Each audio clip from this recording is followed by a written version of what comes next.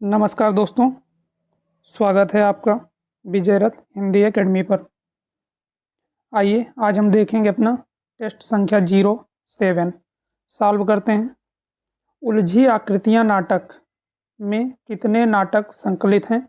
ये रहा हमारा पहला क्वेश्चन। तो उलझी आकृतियां में कितने नाटक संकलित हैं? टोटल इसमें 3 नाटक संकलित किए गए हैं। उलझी आकृतियां नाटक में नहीं है, क्या नहीं है हमें ये देखना है। इसमें समय संदर्भ है, एक और युद्ध ये भी है, अमृत पुत्र ये नहीं है। बढ़ेंगे क्वेश्चन नंबर 3 पे।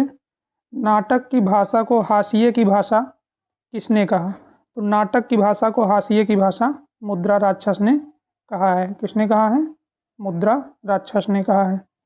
त्रिशंकु हिंदी का आधुनिक युग में पहला तेज, तुर्स और तल्ख नाटक है।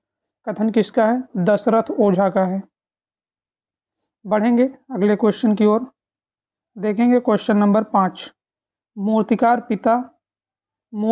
पिता एवं उसकी पुत्री के बीच प्रेम को दर्शाया गया है किमिदम यच्छम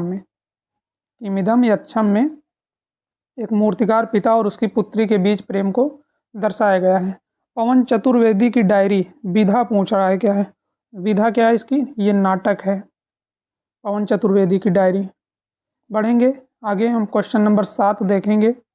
मिलान करना है देवी, द गवर्नमेंट अफसर, मैकबेल और वाल पोनी। ये जो देवी है,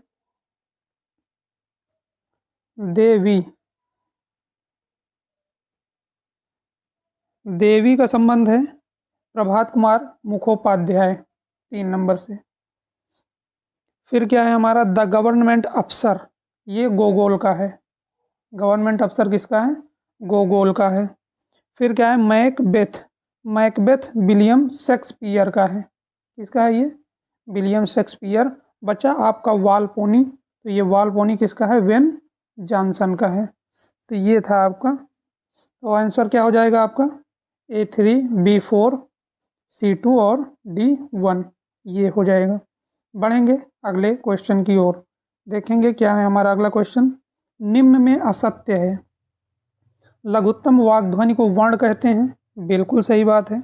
जिसका खंड ना हो वर्ण है, बिल्कुल सही बात है। मनुष्य की वागिंद्रियों द्वारा व्यक्त आ आ इ ई वर्ण है, गलत है ये। कौन सा असत्य है? सी वाला असत्य है। बढ़ेंगे अगले क्वेश्चन की ओर, क्या है हमारा? रीति के आधारभूत तत्व के रूप में वामन का दृष्टिकोण कैसा है? तो वामन का दृष्टिकोण जो था वो विशुद्ध सौंदर्यवादी था। बढ़ेंगे क्वेश्चन नंबर 10 पे।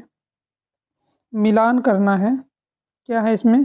भामा, धर्म कीर्ति। तो मिलान कर लेते हैं इसका। भामा का क्या हो जाएगा? एक 4 हो जाएगा। दृष्ट और अदृष्ट ये हो गया आपका।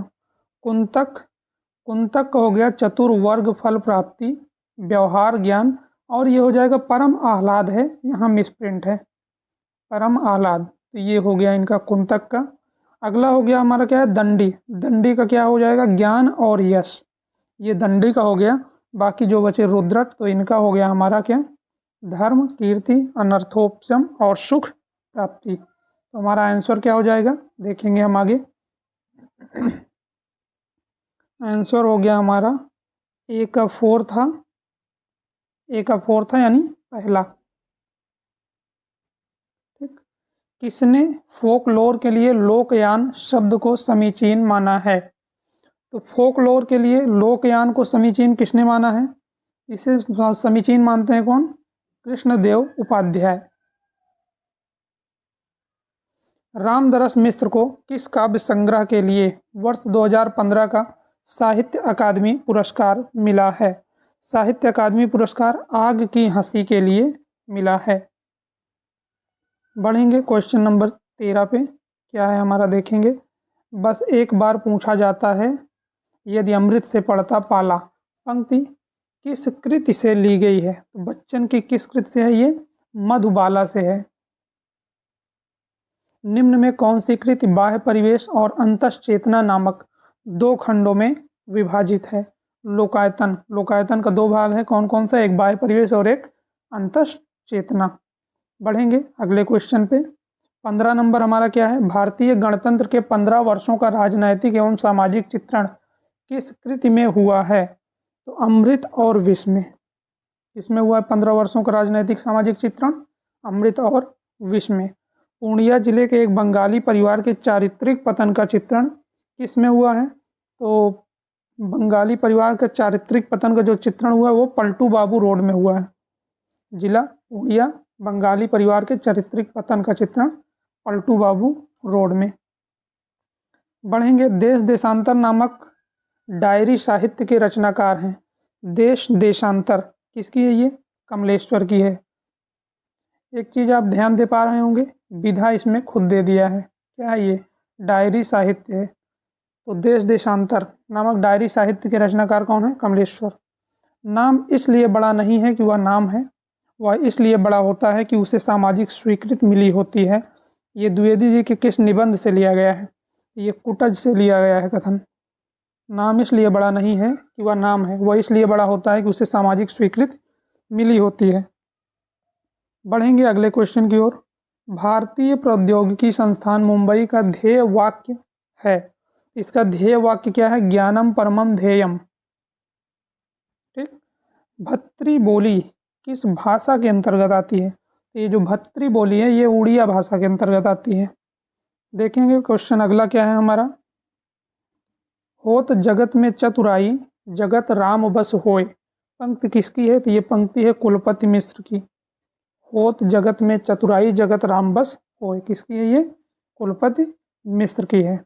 देखेंगे नेक्स्ट क्वेश्चन क्या है हमारा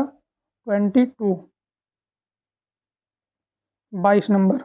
भारतीय काव्यानंद का सम्यक रूप में भी प्रस्फुटन हुआ है, तो उसके मुक्तक काव्य में ही हुआ है। कथन किसका है ये कथन ग्रियर्सन का है। कविता चेतन में किसी बौखलाए हुए आदमी का संक्षिप्त एकालाप है। किसकी पंक्ति है? ये धूमिल की। बढ़ेंगे अगले क्वेश्चन की ओर। 24 नंबर। कामायनी एक असफल कृति है, तो असफल कृति से इंद्रनाथ मदान ने कहा है, ये तो पता ही होगा। सपनों का धुआं। बढ़ेंगे नेक्स्ट क्वेश्चन पे। सपनों का धुआं काव्य ग्रंथ के रचनाकार हैं, तो सपनों का धुआं दिनकर की कृति है ये।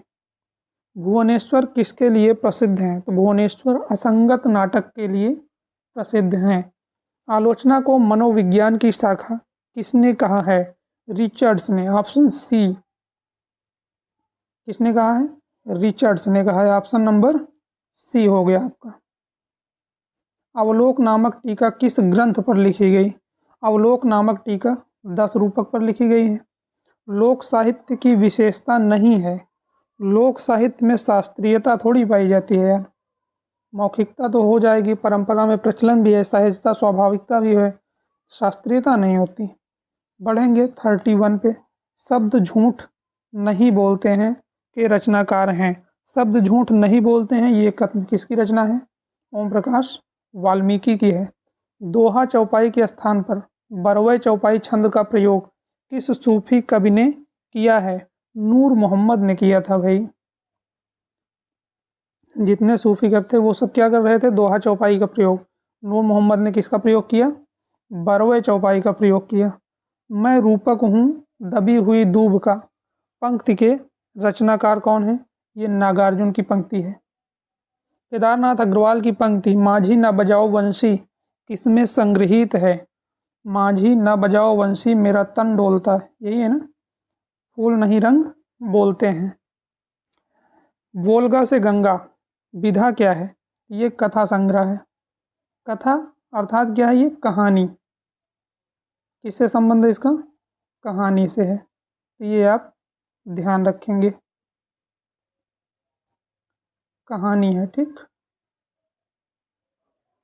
बढ़ेंगे 36 नंबर क्वेश्चन पे। देखेंगे क्या है हमारा 36 नंबर क्वेश्चन। बसंती खिले गुलाबों की, सॉरी बस्ती खिले गुलाबों की किसकी है ये रचना? केदारनाथ अग्रवाल की है। इतिहास को तीसरी आंख किसने कहा है? इतिहास को तीसरी आंख हजारी प्रसाद द्विवेदी जी ने कहा है। लोनजाइनस नेक्स्ट क्वेश्चन क्या है? ने उदात्त का मूल आधार किसे माना है? लोंजाइनस ने उदात्त का मूल आधार कवि की प्रतिभा को स्वीकार किया है। शुक्ल जी ने वक्रोक्त सिद्धांत का विलायती संस्करण किसे कहा? अभिव्यंजनावाद को शुक्ल जी ने वक्रोक्त सिद्धांत का विलायती संस्करण कहा है। क्वेश्चन ऐसे भी बन सकता है, अभ्यंजनावाद को वक्रोक्त सिद्धांत का विलायती संस्करण किसने कहा है? तो रामचंद्र शुक्ल ने कहा है। दोनों तरीके से आप याद रखेंगे इसे। पूर्ववर्ती नाटक स्वच्छंदतावादी है तो ध्रुव स्वामी आधा रोमांटिक व आधा यथार्थवादी है। ये बच्चन सिंह का कथन है। ये जो स्त्री दूसरे के शासन में रहकर प्रेम किसी अन्य पुरुष से करती है उसमें एक गंभीर और व्यापक रस उद्वेलित रहता है। कथन किसका है ये? तो ये कथन रामगुप्त कहता है। बढ़ेंगे नेक्स्ट क्वेश्चन पे। स्कंदगुप्त नाटक के तीसरे अंक में कितने दृश्य हैं? स्कंदगुप्त नाटक के तीसरे अंक में टोटल 6 दृश्य हैं। रचना पद्धति और नाटकीय गुण के विचार से प्रसाद का सर्वोत्तम नाटक स्कंदगुप्त है। ये कथन किसका है? ये कथन जगन्नाथ प्रसाद शर्मा का है। बढ़ेंगे अगले क्वेश्चन की ओर। पर्वतेश्वर द्वारा चाणक्य के अपमान होने से लेकर अलक्षेंद्र के भारत त्याग तक की कथा संधि के किस भेद में आएगी? ये संधि के प्रतिमुख वाले भेद में आएगी। पर्वतेश्वर द्वारा चाणक्य के अपमानित होने से लेकर अलक्षेंद्र का भारत त्याग प्रतिमुख है। ये निश्चय भारत को अवनाश गीत भारत दुर्दशा के किस अंक से लिया गया है? तो निश्चय भारत को अवनाश ये चतुर्थ अंक में आया है। बढ़ेंगे नेक्स्ट क्वेश्चन क्या है हमारा, देखेंगे। अज्ञान सर्वत्र आदमी को पछाड़ता है और आदमी है कि सदा उससे लोहा लेने को कमर कसे है। कथन किसका है? हजारी प्रसाद द्विवेदी का है। खैर ये हजारी प्रसाद द्विवेदी के किस रचना से है? अगर पता है तो कमेंट में आप जरूर बताएंगे। अज्ञान सर्वत्र आदमी को पछाड़ता है और आदमी है कि सदा उससे लोहा लेने को कमर कसे है। निम्न में से कौन सा निबंध भारतेंदु का नहीं है? खटका इनका नहीं है, बाकी तीनों रचनाएं भारतेंदु की हैं। बढ़ेंगे 48 पे, देखेंगे क्या है हमारा 48 नंबर क्वेश्चन। प्रेम एवं परमोधर्मा के रचनाकार हैं बालकृष्ण भट्ट, भारतेंदु, प्रताप नारायण मिश्र या विद्यानिवास मिश्र? तो प्रेम एवं परमोधर्मा प्रताप नारायण मिश्र का है। जुल्म को मिटाने के लिए कुछ जुल्म होगा ही, ये कथन है। कथन कहाँ से लिया गया? ये पत्नी। जयशंकर प्रसाद की कहानी है। जयशंकर प्रसाद की कहानी कौन सी? इसमें बंजारा किसकी है? जयशंकर प्रसाद की ही है। महाकवि भास के महाभारत पर आधारित नाटकों की संख्या कितनी है? तो भास के जो महाभारत पर आधारित हैं वो टोटल 6 नाटक हैं। नागानंद में अंकों की संख्या कितनी है? तो नागानंद में अंकों की संख्या टोटल 5 है। जारज का विलोम है, तो जारज का विलोम हो जाता है क्या? औरस। गो का अनेकार्थी शब्द है। गो का एक अर्थ क्या होता है? इंद्रिय होता है। बढ़ेंगे हम आगे। निम्न में से भारतेंदुकृत मौलिक नाटक कौन सा है? भारतेंदु का मौलिक नाटक सती प्रताप है जो अधूरा था। ये इनका क्या है? मौलिक नाटक है और अधूरा नाटक भी है। सावन हरे न भादो सूखे, लोकोक्ति का सही अर्थ क्या होगा? लोकोक्ति का सही अर्थ होगा सदा एक सी दशा, जिस पर कोई प्रभाव न पड़े, बदलाव न देखने को मिले, है ना। सावन हरे न भादो सूखे, सदा एक सी दशा। बढ़ेंगे क्वेश्चन नंबर 57 पे। क्या है हमारा? पुल्लिंग शब्द है। गेहूं पुल्लिंग है यार, बाकी सब स्त्रीलिंग है। ज्यों काटो तो डह डही, सींचो तो कुमिलाए, इस गुणवंती बेल का कछु गुण कहा न जाए। क्या है इसमें? विरोधाभास है। काटो तो डहडही और सींचने से कुम्हला रहा है, सींचने से उसे फलना फूलना चाहिए, कुम्हला रहा है ना। क्या हो गया? विरोधाभास हो गया। विडौजा किसका पर्यायवाची है? ये तो पता ही होगा, विडौजा इंद्र का पर्याय है। मार किसका पर्याय है? तो मार जो है वो अनंग का पर्याय है। सिंदूर की होली नाटक की भूमिका किसने लिखी? क्या है हमारा, सिंदूर की होली नाटक की भूमिका, तो भूमिका राम प्रसाद त्रिपाठी ने लिखी है। बढ़ेंगे अगले क्वेश्चन की ओर। क्वेश्चन नंबर देखेंगे हम अपना 62, 62। क्या है हमारा 62 नंबर क्वेश्चन, ये रहा। संविधान के किस संशोधन अधिनियम के द्वारा मणिपुरी और कोंकणी तथा नेपाली को जोड़ा गया? 71वां संविधान संशोधन हुआ था। इसके माध्यम से मणिपुरी, कोंकणी और नेपाली को जोड़ा गया। अगर इसे आपको याद रखना है तो जो मैंने ट्रिक बनाई थी वो थी कि 71वां संशोधन कोने में किया गया। को से कोंकणी, ने से नेपाली, म से मणिपुरी। इतना अगर याद है तो हो जाएगा। 71वां संशोधन कोने में हुआ था। बढ़ेंगे आगे। देवनागरी दुनिया की सर्वाधिक वैज्ञानिक लिपि है। कथन किसका है? राहुल सांकृत्यायन का कथन है ये। बढ़ेंगे आगे। 64 नंबर देखेंगे। हिंदी साहित्य का विवेचनात्मक इतिहास के ग्रंथकार कौन? विवेचनात्मक इतिहास सूर्यकांत शास्त्री ने लिखा है। हिंदी के विधेयवादी साहित्य इतिहास के आदम प्रवर्तक शुक्ल जी नहीं बल्कि ग्रियर्सन है। ये तो नलिन बिलोचन शर्मा का कथन है।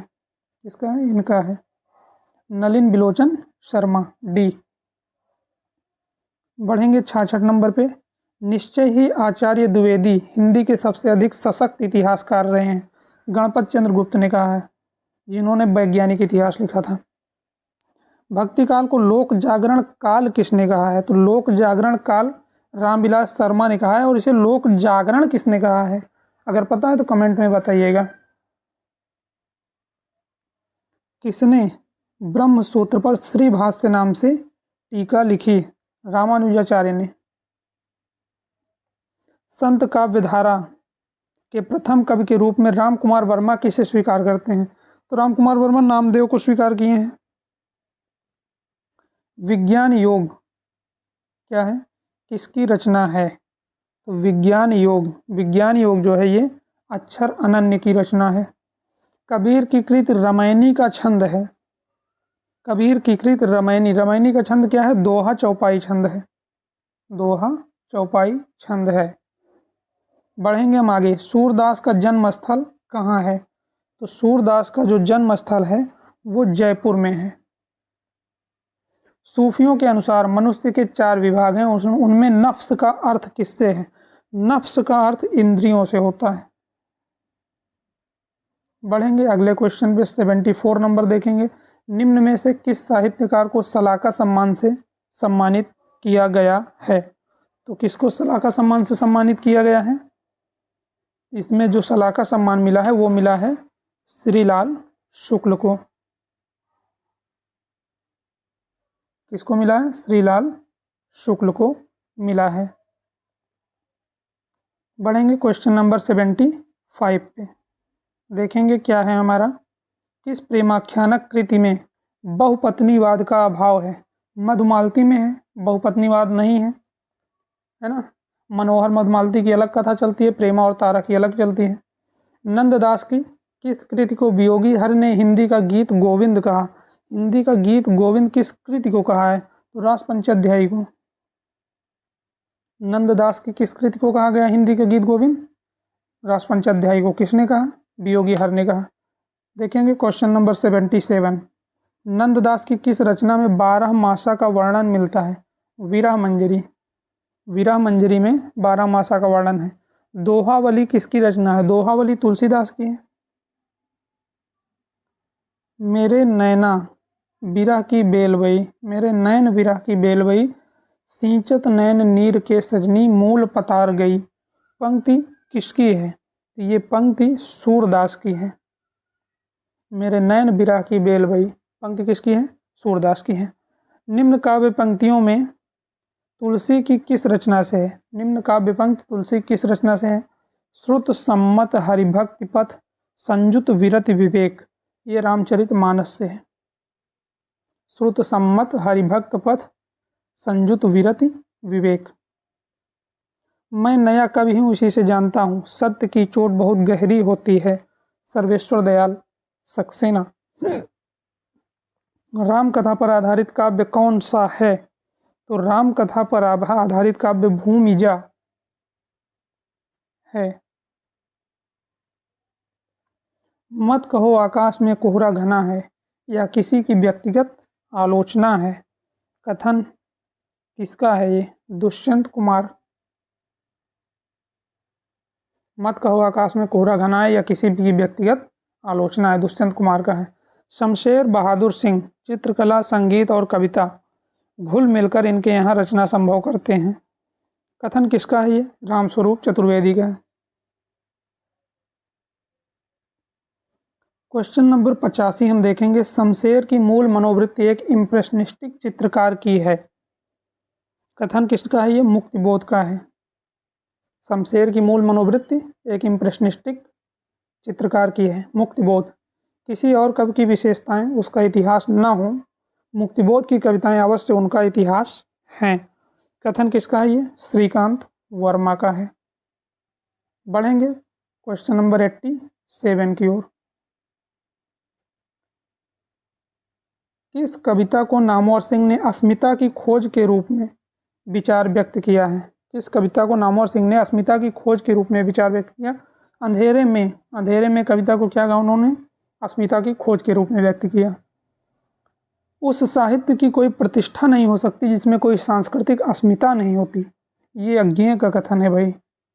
उस साहित्य की कोई प्रतिष्ठा नहीं हो सकती जिसमें कोई सांस्कृतिक अस्मिता नहीं होती, अज्ञेय कह रहे हैं। इसमें मार्क्सवाद का अत्यधिक महत्व है। मार्क्सवाद का अत्यधिक महत्व मार्क्सवाद प्रगतिवाद पर है। सुजान नामक पात्र किस रचना में है? सुजान चित्रावली में है। बढ़ेंगे अगले क्वेश्चन पे। जगजीवन दास सत्यनामी संप्रदाय के जो हैं किसके शिष्य हैं? तो ये दादू के शिष्य थे। जगजीवन दास दादू दयाल के शिष्य थे। प्राचीन भारतीय आर्य भाषा में लौकिक संस्कृत की समय सीमा क्या मानी गई है? तो जो लौकिक संस्कृत की समय सीमा है वो है 800 ईस्वी पूर्व से 500 ईस्वी पूर्व तक। खरोष्ठी लिपि भारत के किस क्षेत्र में प्रचलित थी? खरोष्ठी लिपि जो है भारत के पश्चिमोत्तर में प्रचलित थी। पूर्वी हिंदी की उत्पत्ति इनमें से किस अपभ्रंश से हुई है? तो पूर्वी हिंदी की जो उत्पत्ति हुई वो अर्धमागधी से हुई है। देवनागरी लिपि को ... भी कहा जाता है। देवनागरी को लोकनागरी भी कहा जाता है। राजभाषा आयोग का गठन किसकी अध्यक्षता में किया गया? तो राजभाषा आयोग का जो गठन था वो बीजी खेर की अध्यक्षता में किया गया। बढ़ेंगे हम आगे। नैनीताल अल्मोड़ा, अगला क्वेश्चन क्या है हमारा? नैनीताल अल्मोड़ा में कौन सी भाषा बोली जाती है? कुमाऊनी। पछाई दानपुरिया किसकी उपबोली है? तो ये कुमाऊनी की उपबोली है। पछाई और दानपुरिया किसकी है? ये कुमाऊनी की है। ब्रजबुली किस भाषा का एक कृत्रिम रूप है? ब्रजबुली जो है वो बांग्ला भाषा का एक कृत्रिम रूप है। ऑप्शन डी हो जाएगा आपका। वैज्ञानिक शैली का तात्पर्य किस शैली से है? तो वैज्ञानिक शैली का तात्पर्य वस्तुनिष्ठ शैली से है। बढ़ेंगे नेक्स्ट क्वेश्चन की ओर, देखेंगे क्या है हमारा अगला क्वेश्चन। इसी के साथ 100 क्वेश्चन की श्रृंखला हम कंप्लीट कर चुके हैं। एक न्यूज़ आपको देंगे 2 सेकंड के लिए। विजय रथ हिंदी एकेडमी की तरफ से जिसान मार्केट गोविंदपुर दुर्गा पूजा पार्क में पुलिस चौकी के पीछे प्रत्येक बृहस्पतिवार सुबह 8:30 से 10 बजे तक ये टेस्ट ऑफलाइन कराया जाता है, जिसका सॉल्व आपको इस यूट्यूब चैनल के माध्यम से दिया जा रहा है। तो आप चाहें तो ऑफलाइन भी आके टेस्ट श्रृंखला में शामिल हो सकते हैं। बढ़ेंगे 101 क्वेश्चन पे। चित्र मीमांसा ग्रंथ किसका है? अप्पय दीक्षित का है। अदोसौ सगुणौ सालंकारो च शब्दार्थौ काव्यम। अदोसौ सगुणौ सालंकारो च शब्दार्थौ काव्यम किसका है? ये काव्य लक्षण हेमचंद्र का है। बढ़ेंगे नेक्स्ट क्वेश्चन पे। प्रतीकवाद की सर्वप्रथम घोषणा करने वाले विचारक कौन थे? तो प्रतीकवाद की सबसे पहले घोषणा किसने की थी? जीन मोरे ने की थी। औचित्य विचार चर्चा का समय क्या है? 11वीं शताब्दी। नेक्स्ट क्वेश्चन क्या है हमारा? फ्रायड ने मन पर शासन करने वाली तीनों शक्तियों में काम वृत्ति का संबंध किससे बताया है? तो काम वृत्ति का संबंध इदम से बताया है। किस पाश्चात्य विचारक ने कला और सहजानुभूति को अभिन्न माना है? क्रोचे ने माना है यार। बढ़ेंगे नेक्स्ट क्वेश्चन की ओर। क्या है हमारा, आचार्य वामन ने रीति के कितने भेद तय किए हैं? तो रीति के 3 भेद माने हैं वामन ने। गुण का संबंध किस सिद्धांत से है? रीति से है। बढ़ेंगे नेक्स्ट क्वेश्चन पे, काव्य हेतु के लिए काव्यांग शब्द का प्रयोग किसने किया? वामन ने किया है। काव्य हेतु के लिए काव्यांग शब्द का प्रयोग वामन ने किया है। कबीर किसकी आलोचनात्मक कृति है? कबीर विजयेंद्र स्नातक की आलोचनात्मक कृति है।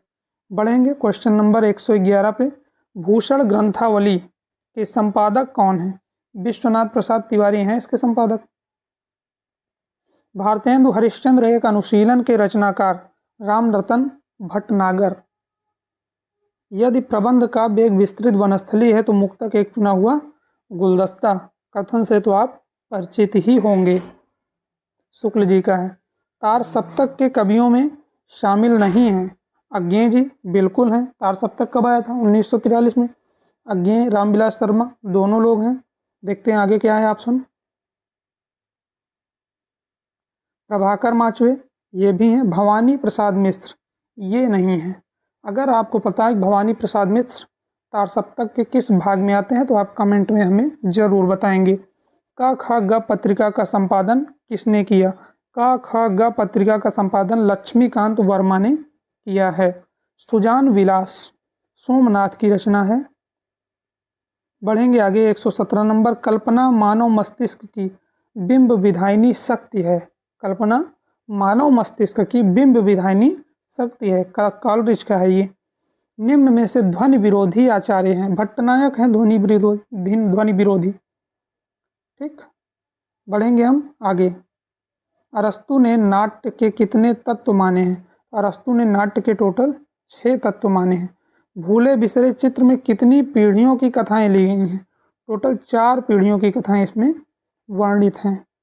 जैन धर्म के 23वें तीर्थंकर कौन थे? पार्श्वनाथ थे। ध्यान रखेंगे आप, 23वें तीर्थंकर पार्श्वनाथ थे। खैर, क्वेश्चन नंबर 21 से आपका जीएस का पार्ट स्टार्ट हो चुका है। अब आप क्या देखेंगे? 30 क्वेश्चन आपके जीएस, जो असिस्टेंट प्रोफेसर जीडीसी आदि परीक्षाओं में जो भी पूछे जाते हैं उन पे आधारित। तो 120 क्वेश्चन आपके हिंदी के रहेंगे और 30 क्वेश्चन जीएस के। बढ़ेंगे हम नेक्स्ट क्वेश्चन पे। दिल्ली सल्तनत के किस शासक ने फारसी त्यौहार नवरोज मनाने की प्रथा आरंभ की? बलबन। नवरोज मनाने की प्रथा किसने आरंभ की थी? बलबन ने।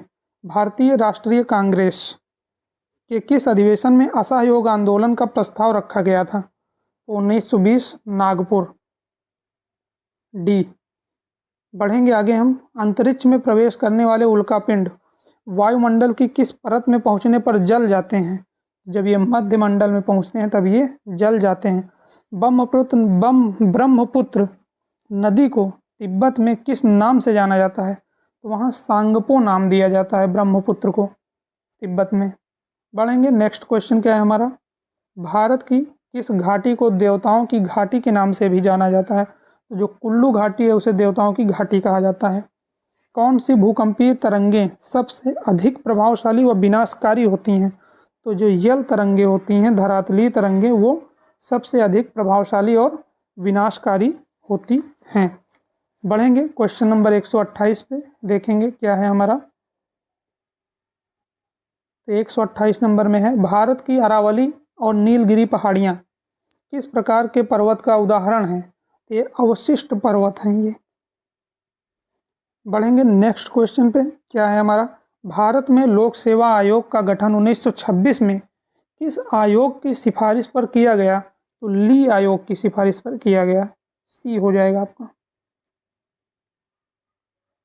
वायसराय की कार्यपालिका परिषद के प्रथम भारतीय सदस्य कौन बने? तो वायसराय की कार्यपालिका परिषद के प्रथम भारतीय सदस्य सत्येंद्र प्रसाद सिन्हा बने हैं। केंद्र और राज्यों के बीच शक्तियों के बंटवारे, संघ, राज्य और समवर्ती सूची का उल्लेख किस अनुसूची में है? 7वीं अनुसूची में है ये। बढ़ेंगे हम अगले क्वेश्चन 132 नंबर पे। भारत के राष्ट्रपति पर महाभियोग चलाने की प्रक्रिया किस अनुच्छेद में दी गई है? तो अनुच्छेद 161 में है। राष्ट्रीय महिला आयोग का गठन कब हुआ? 1992 ईस्वी में हुआ राष्ट्रीय महिला आयोग का गठन। बढ़ेंगे अगले क्वेश्चन पे। ग्लोबल फायर इंडेक्स 2025 में भारत की कौन सी रैंक है? तो भारत की रैंक 4th है, चौथी है। शेरवानी समिति का संबंध किस क्षेत्र से है? शेयर बाजार से है। नेक्स्ट क्वेश्चन देखेंगे क्या है। IMPS का फुल फॉर्म क्या है? IMPS का फुल फॉर्म है इमीडिएट पेमेंट सर्विस। बढ़ेंगे नेक्स्ट क्वेश्चन पे। क्या है हमारा? यूनेस्को की स्थापना किस वर्ष और तारीख को हुई थी? तो 16 नवंबर 1945 को हुई थी। GST परिषद का अध्यक्ष कौन होता है? केंद्रीय वित्त मंत्री जो होते हैं हमारे, वही GST परिषद के अध्यक्ष होते हैं। विश्व पर्यटन दिवस किस तारीख को मनाया जाता है? तो 27 सितंबर को मनाया जाता है विश्व पर्यटन दिवस 27 सितंबर को। बढ़ेंगे नेक्स्ट क्वेश्चन पे। देखेंगे क्या है हमारा 140 नंबर। आसियान का मुख्यालय किस शहर में है? जकार्ता। बंगला या वांगला महोत्सव, वंगला या वांगला महोत्सव किस राज्य में मनाया जाता है? तो ये मेघालय में मनाया जाता है। बढ़ेंगे आगे हम। निम्न में से कौन सा एक इनपुट डिवाइस है? तो कीबोर्ड इनपुट है, बाकी सारी चीज़ें आउटपुट हैं। भारत में निर्मित पहला सुपर कंप्यूटर कौन सा था? कौन सा है? सिद्धार्थ।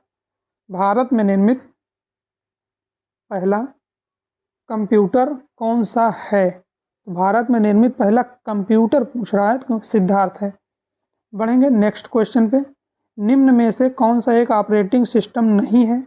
MS ऑफिस ये नहीं है, बाकी विंडोज, लाइनक्स, एंड्रॉयड ये सारी चीज़ें ऑपरेटिंग सिस्टम है। कंप्यूटर में डेटाबेस की सबसे छोटी इकाई क्या है? तो सबसे छोटी इकाई क्या है? बिट होती है। बिट के बाद क्या होगा? बाइट। बिट, बाइट, उसके बाद किलोबाइट है ना, KB जिसे कहते हो, MB megabyte, GB gigabyte, TB terabyte, PB petabyte, ऐसे ही होते चला जाएगा।